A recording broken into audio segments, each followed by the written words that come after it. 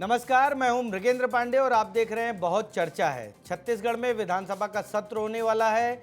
महिला आरक्षण बिल को लेकर जिस तरीके से लोकसभा में विवाद की स्थिति हुई, बिल गिर गया, उसके बाद बीजेपी सड़क से लेकर सदन तक ये बताने की कोशिश में है कि महिला आरक्षण बिल को किस तरह विपक्षी पार्टियों ने रोका।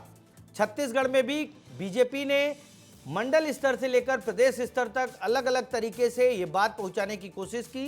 अब 30 तारीख को विधानसभा का सत्र हो रहा है। विधानसभा के सत्र में बीजेपी महिला आरक्षण को लेकर प्रस्ताव लाने वाली है, तो कांग्रेस का कहना है कि लोकसभा में जिन विषयों पे बात हुई उस पे आखिर किस नियम के तहत बात होगी। चर्चा इसी विषय पर होगी कि विधानसभा के सत्र में क्या होगा, बीजेपी किस तरीके से अपनी बात को रखेगी और कांग्रेस बीजेपी की उन बातों को किस तरीके से बातों का जवाब देगी। सबसे पहले आप हमारी ये रिपोर्ट देखिए, फिर हम अपने साथियों से मिलवाएंगे।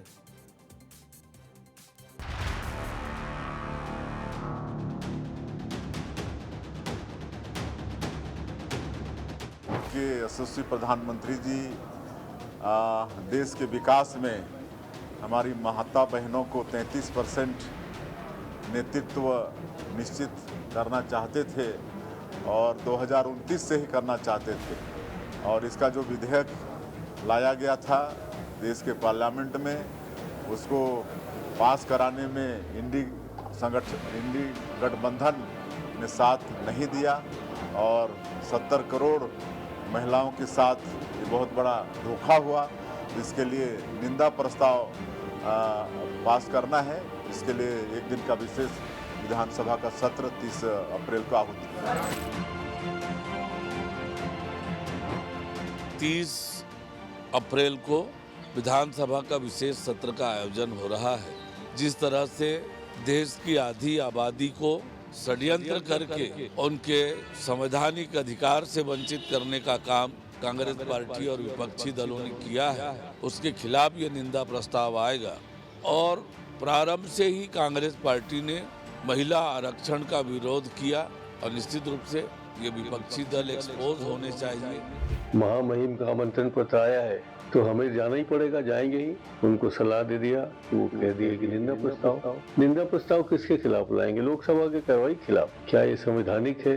क्या हम उस सदन में हुई चर्चा को यहाँ चर्चा कर सकते हैं? ये बड़ी समझ के बाहर है। बाकी देखते हैं जो होगा, पूरी तरीके से भाग लेंगे।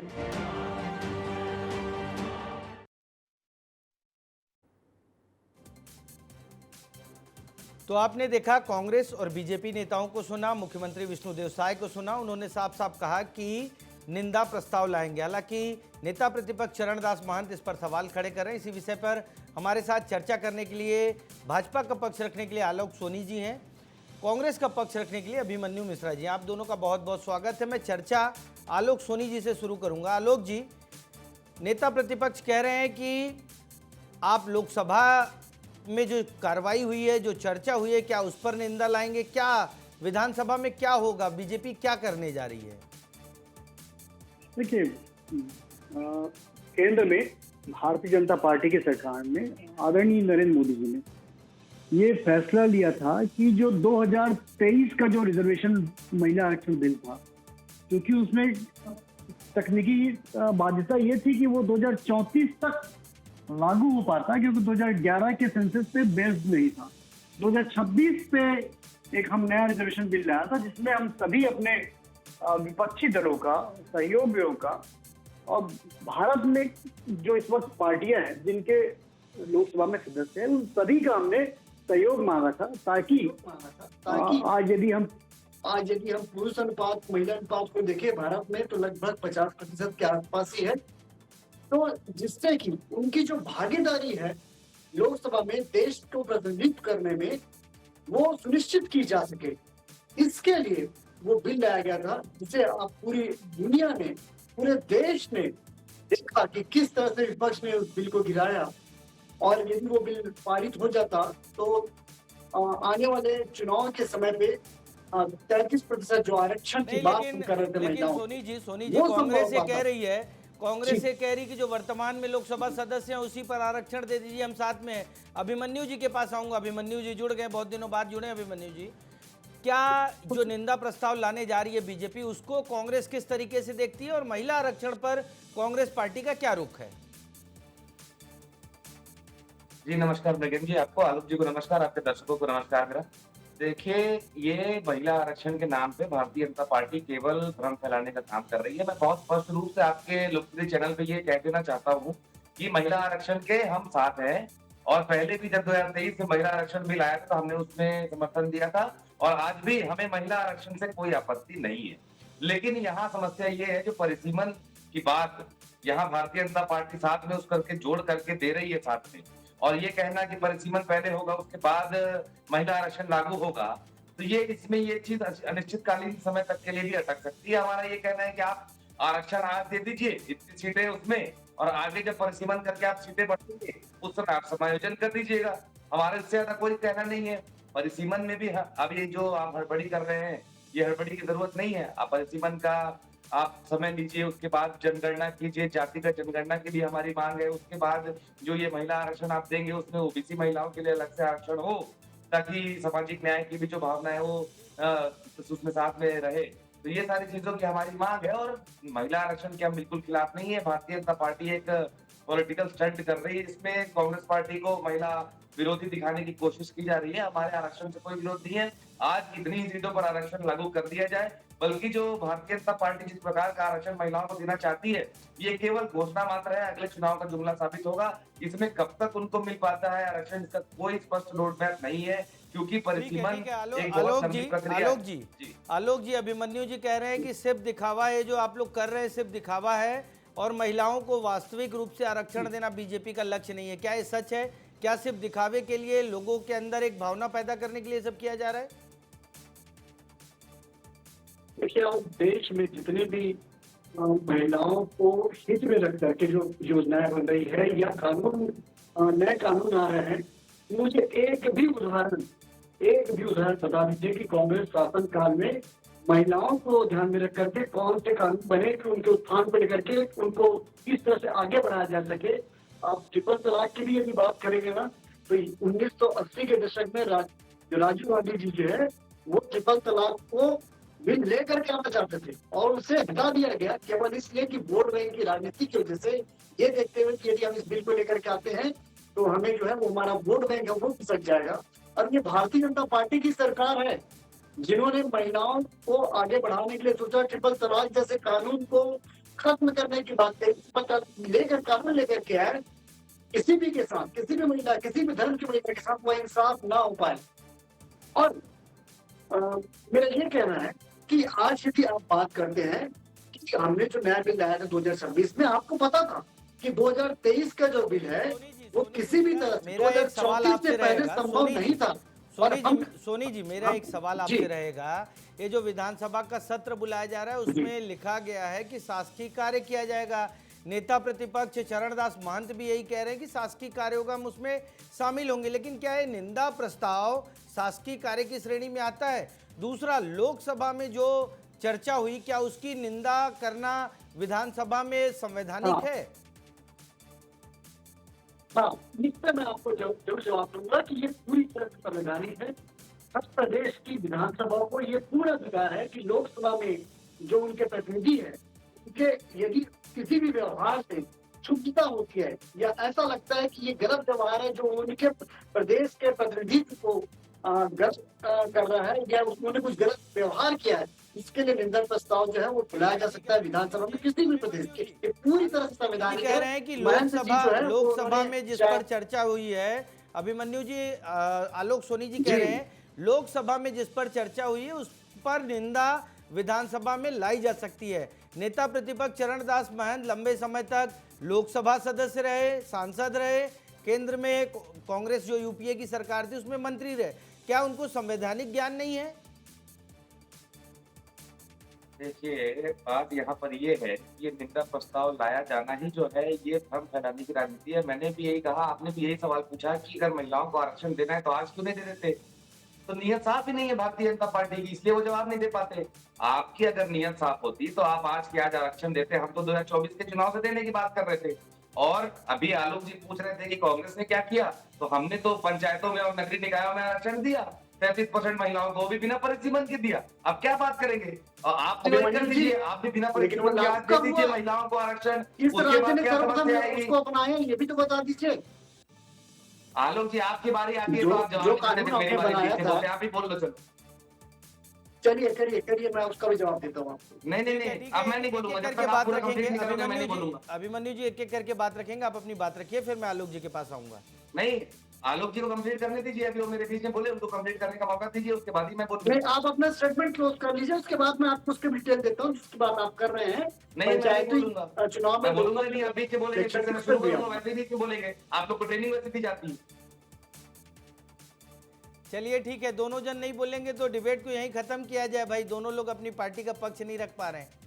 अभिमन्यु नहीं जी नहीं, आप हम तो बात कंटिन्यू करने करिए। को यार, ये जो बात कर रहे हैं कि महिला को बीच आरक्षण में देने किसने की बोला? बात हो रही है, पंचायती चुनाव की बात कर रहे हैं। बोला, मैं तो अपना पक्ष रख रहा था, वो अपना पक्ष रख चुके थे, उसके बाद मेरे बीच में बोले, तो मैंने बोला आप कंप्लीट कर लीजिए भाई, ठीक है, उसके ठीक बाद है, मैं बोल लेता हूँ आराम से। ठीक है। आलोक सोनी जी आप अपना पक्ष रखिए, वो चाह रहे हैं आप पहले रख लें, फिर वो बाद में बात मैं करेंगे। यही कह रहा हूँ, आप पूरा कि आप बोल यदि लीजिए। उस बात आप पूरा बोल को लीजिए, ला रहे हैं, आराम से बोल लीजिए, लेकर के उदाहरण दे लेकिन रहे हैं, जवाब भी चाहिए। तो मैं घुमाए फिराए तो वाली मैं बातें। बता दूं, उसकी भी उसको भी जो है ना अपने राज्यों पर छोड़ दिया था, और राज्यों में भी सबसे पहले ना भारतीय जनता पार्टी के राज्यों ने अपनाया उसको। आपके कांग्रेस शासित राज्यों ने उसे नहीं अपनाया था। जिस रिजर्वेशन की आप बात करें, इसका श्रेय लेने का प्रयास कर रहे हैं, उसकी बात कर रहा हूं मैं। सबसे पहले भारतीय जनता पार्टी के राज्य में वो संभव हो पाया ठीक महिला है। आरक्षण की बात। और अभिमन्यु जी अभी आप इसका बात कर रहे जवाब हैं, दे दीजिए मतलब भाई, वो कह रहे हैं 2026 भारतीय जनता पार्टी शासित राज्यों में ही जो राजीव गांधी ने बिल लाया था उसको जो है भारतीय जनता पार्टी शासित राज्यों में ही शुरू किया गया। अभिमन्यु जी इस प्रकार की बचकानी बातों का मैं क्या जवाब दूं? ठीक है, आप बताइए, जो हमारी सरकार ने योजना लाई है, वो कहते हैं कि हमारी सरकारों ने इसको लागू किया, आपकी सरकार ने लागू नहीं किया। खैर ये कोई मामला नहीं है। मैं ये कह रहा हूँ, हमारा सवाल इतना सा है, 543 सीटें हैं, आप उसमें महिला आरक्षण लागू क्यों नहीं कर सकते? एक मुझे कारण बता दीजिए कि न करने का कारण क्या है, और ऐसा क्या कारण है कि 850 सीटें होने के पहले आरक्षण लागू नहीं हो सकता? अब देखिए क्या है, ये जो परिसीमन करने का भी एक नियम कानून होता है। पहले जनगणना हो जाती है, उसके बाद एक आयोग बनता है, उसके बाद वो आयोग जो है वो पूरा डेटा कलेक्ट करके उसके बाद, अब इसमें हमारे कुछ डाउट और भी हैं। उसमें हमारे डाउट ये है कि जब जनसंख्या नियंत्रण कानून आया था तो उस कानून का साउथ के जो प्रदेश हैं उन्होंने बेहतर पालन किया बनस्बत के नॉर्थ के प्रदेशों का। अब अगर जनगणना के आधार पर आप जहां की जनसंख्या ज्यादा बढ़ी है वहां ज्यादा सीट दे देंगे, और जहां की मतलब जिसने आपके कानून का पालन करके जनसंख्या को नियंत्रित किया है उन्हें सीटें कम मिलेंगी। तो एक ये हमारा सवाल ये रहेगा कि एक जो जनसंख्या के आधार पर नहीं, क्षेत्र को भी आधार रखते हुए जनगणना की जाए, और उसके बाद जो है परिसीमन किया जाए, और जनगणना में भी जातिगत जनगणना को शामिल किया जाए। ये सारी मतलब हमारी कुल मिला मुद्दे हैं, के तो ये सब अभिमन्यु चीजों जी, में थोड़ा समय अभिमन्यु जी, लगता है, और ये सब समय जब तक लगेगा तो लागू करते में कहीं ना कहीं महिला बिल अटकेगा। इसलिए हम ये ठीक। कहते हैं कि महिला बिल आप आज ही लागू करें। ठीक है, ठीक है। मतलब आप लोग इतने क्लॉज ला दोगे कि महिला बिल नहीं लागू हो पाएगा। 1998 से महिला बिल को लेकर चर्चा चल रही है और आज लंबा समय बीत गया। आलोक सोनी जी, क्या नहीं लगता कि इस बिल में परिसीमन को शामिल नहीं किया गया होता तो ये बिल विपक्ष पास कर देता और आज विधानसभा में निंदा प्रस्ताव लाने की नौबत नहीं आती? देखिए, विपक्ष की नीति नियत और विशेष करके कांग्रेस पार्टी की नीति नियत को यदि आप समझते हैं, पूरी सार्वजनिक रूप से सरकार ने इस बात को बड़े बड़े समाचार चैनलों और बड़े बड़े समाचार पत्रों के माध्यम से, आपके मीडिया समूह के माध्यम से, आप सभी भाइयों के माध्यम से इस बात को समझाया कि 2023 का जो महिला आरक्षण है वो लागू होने के बावजूद उसे समय लगेगा, क्योंकि वो आने वाले परिसीमन और सीटों के विस्तार के बाद, मतलब यदि आप देखें 2034 में लागू हो पाएगा। स्वयं प्रधानमंत्री जी ने इस बात को सदन में रखा कि ये 2026 का बिल लाने का जो मकसद ही यही है, इसे अगले 2029 चुनाव के पहले इसे लागू किया जा सके। जब सारी बातें पूरी स्पष्टता से रखी गई थी तो केवल और केवल इसलिए इस महिला आरक्षण बिल को रोका गया, क्योंकि ये दर्शाता है कि कांग्रेस जो है, और पिछले बार इन्होंने सपोर्ट किया था, पिछले बार 2023 की, क्योंकि इन्हें पता था कि ये लागू होने से रहा, इसे लागू होने में समय है, लेकिन जब इन्हें पता चला कि ये अभी बहुत जल्द आने वाले चुनाव में लागू हो जाएगा तो ये बैकअप कर गए। और इसको सपोर्ट नहीं किया, तो किसका अपमान किया? आपने देश की 50% जनसंख्या का अपमान किया, आपने ठीक देश है। की उन महिलाओं का अपमान किया। और ठीक एक है, बात, ठीक है। आप बार बार ये कहते हैं कि जनसंख्या, तो भाई आपको लोकसभा की सीटें जो अभी अभिमन्यु जी, वर्तमान में भी है ना, अभिमन्यु जी, वो भी बीजेपी जनसंख्या के लगातार ये कह आधार पर रही नहीं है। है। किस तरह का सार्वजनिक ज्ञान है ये? ठीक है, ठीक है। अभिमन्यु जी, बीजेपी लगातार ये कह रही है कि 50% महिलाओं का अपमान किया, और पिछले 2-3 चुनावों का अगर ट्रेंड देखें तो वोट बैंक जाति और धर्म के आधार पर नहीं, बल्कि महिला जो है वो सॉलिड वोट बैंक के रूप में पार्टियों के लिए आई है। चाहे आप छत्तीसगढ़ को देखें, चाहे मध्य प्रदेश को देखें, या अभी बंगाल में जो चुनाव हो रहा है वहाँ महिला वोटर ही सबसे प्रमुख है। क्या लगता है बीजेपी ये पूरा गेम, पूरी जो कार्रवाई है, पूरी जो परिश्रम है, उस 50% वोट के लिए कर रही है जिससे आप लंबे समय तक सत्ता से बाहर रहें? देखिए ब्रिगेड जी, भारतीय जनता पार्टी हर चीज को वोट बैंक के तराजू में तोलने का काम करती है। देखिए, हमारी पार्टी की भावना बहुत स्पष्ट है। हम संविधान सर्वोपरि की सोच रखते हैं और संविधान के हिसाब से चलने वाले लोग, और भारतीय जनता पार्टी की सोच है सरकार सर्वोपरि। वो जो सरकार बोलेगी उसके हिसाब से होना है। 850 सीटें सरकार ने कह दिया तो करना है। इस राज्य की इतनी सीटें बढ़ गई क्यों? क्योंकि ठीक कोई है, कारण नहीं ठीक है। बता पा रहा। अभी भी देखिए, आलोक सोनी जी को मैं सुन रहा था बड़े ध्यान से, तो आधे घंटे से वो एक बोले दीजिए ना, जी। आधे घंटे से मैं वही इसमें ध्यान दिया कि वो कांग्रेस को जो है महिला विरोधी साबित करने में वो ज्यादा मेहनत कर रहे हैं, ना कि वो जवाब देने में। जवाब उनको देना चाहिए ना कि आज 543 सीटों में क्यों लागू नहीं कर सकते, उसमें समस्या क्या है, या ये समस्या आ जाएगी। आपको सिर्फ सीटें 850 करनी है, अपनी राजनीतिक जमीन मजबूत करनी है, और इसके तथ्यात्मक रूप से हमने जो है कांग्रेस पार्टी ने सामने रखी है बातें कि इसमें ये समस्याएं हैं। लेकिन भारतीय जनता पार्टी चूंकि मानना ही नहीं चाहती और जवाब नहीं देना चाहती, इसलिए उनके जवाब कहां तक सीमित रहेंगे? कांग्रेस पार्टी ऐसी, कांग्रेस पार्टी वैसी। तो जब प्रधानमंत्री ने अपने भाषण में इतनी बार कांग्रेस कह दिया, आज सत्ताधारी पार्टी विपक्ष के पुतले जला रही है, ये पहली बार जनता ने देख लिया, तो उसके बाद भारतीय जनता पार्टी क्या कहने की स्थिति में? उनको तो जवाब देना चाहिए कि हम तो 2034 की बात क्यों करेंगे, हम तो 2023 में जब बिल पास हुआ था 24 में लागू आलोक करने सोनी के जी, उसके आलोक पक्ष सोनी में जी थे, लेकिन जवाब उन्होंने दीजिए लागू नहीं भाई। किया। अभिमन्यु जी आप पे सरासर एकदम खुलेआम आरोप लगा रहे हैं और आप जवाब भी नहीं दे पा रहे हैं। नहीं, जवाब कैसे दूं? जिस कांग्रेस पार्टी ने अपना चाल फिर चलन आरोप चेहरा लगाते हैं पूरे आरोप शुरू। देश को दिखा दिया, और आज पूरे देश में भ्रम फैलाने की राजनीति यदि वो कर रहे हैं, अरे और इतना तो बार सवाल बार है आलोक जी ये कि बात आज कर रहे हैं की कि स्थिति में संवैधानिक ढांचे लागू पर क्यों चोट नहीं है। हो सकता? और- कांग्रेस बुरी और है, तो और कांग्रेस खराब किस तरह है, का- कांग्रेस तो बहुत बुरी है, ठीक है मान लिया, लेकिन आज लागू क्यों नहीं कर सकते बताइए? किस तरह से भ्रम फैला रहे हैं ये भी देखिए। ये कह रहे हैं कि हम तो दक्षिण आपको के बता राज्यों रहे हैं, में 543 लोकसभा की लागू सीटें करने नहीं का- बढ़ेगी। नहीं, लागू ना करने का उत्तर कारण बता के दीजिए, राज्यों में बस लोकसभा इतना की सीटें, जानना तो है। ये कौन कांग्रेस तो बहुत आपस बुरी में है, हम मतभेद लोग बहुत बुरे लोग। भेदभाव करने का जो प्रयास है वो कौन कर रहा है? अरे हम किस लोग तो पार्टी बहुत के द्वारा बुरे किया लोग जा हैं, रहा मैं तो कह रहा हूं है? ना, कौन आलोक उन्हें जी। बांटने आप की बताइए कोशिश ना, कर रहा है? 543 जातिवाद के आधार पर? दिक्कत क्या है? आरक्षण। ठीक है, ठीक है, अरे ठीक है। आपने तो सहयोग ही नहीं किया।